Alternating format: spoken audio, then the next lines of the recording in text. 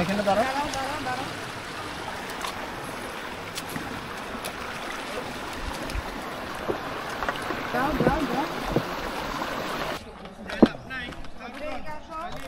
খুব কাছাকাছি চলে আসছি আমরা।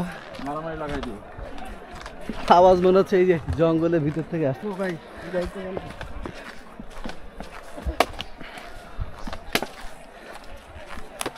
আল্লাহ, হাজার হাজার লোক, কিভাবে সম্ভব? সম্ভবত যেতে পারবো কিনা এটা অনিশ্চিত। ভাই কি গেছিলেন ওই পারে? আইসা পড়ছি আমরা ঘুরে ঘুরে। কি সম্ভব এইভাবে পার হওয়া? আমরা এক পক্ষ যাচ্ছি এবং এই যে ভাইরা বোধহয় ব্যাক করছে এখান থেকে। ভাইরা কি ওইখান থেকে ঘুরে আসছেন না? হ্যাঁ ঘুরে আসছি ভাই। বহুত বীর ভাই, মনে হয় না 4-5 ঘন্টা। 7টা বাজে এসে নৌকা পার হয়েছেন কখন? মানে আমরা এই মুহূর্তে যে স্পটটাতে আছি এখানে ওনারা আসছিল 7টায়, সেখান থেকে দেবতাখুম যেয়ে এখন ব্যাক করলো। এই দেবতাখুম মূল পয়েন্টে যাওয়া হচ্ছে 2টা চ্যালেঞ্জ। একটা হচ্ছে এখানে, পরবর্তীতে আরও একটা চ্যালেঞ্জ যেটা নৌকা এবং ভেলার জন্য, এখানটা এই ঝিরিপথটা পার হওয়ার জন্য।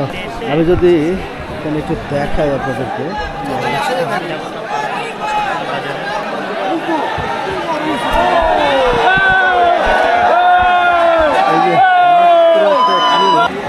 এটা কিভাবে সম্ভব এখান থেকে পার হওয়া? অবস্থাটা একটু দেখুন। এটা হচ্ছে প্রথম স্টেপ। এটা পার হওয়ার পরে আরও একটা চ্যালেঞ্জ আমাদের জন্য আছে। আমরা আদৌ পার হতে পারবো কিনা সেটা নিয়ে আসলে ভাবছি।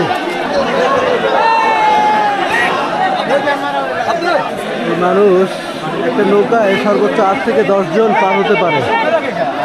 তো সেই হিসাবও যদি আমরা করি,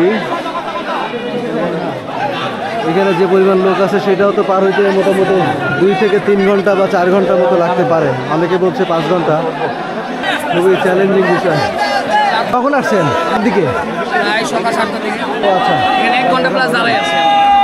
ভাইরা 1 ঘন্টা এখানে অপেক্ষা করছে।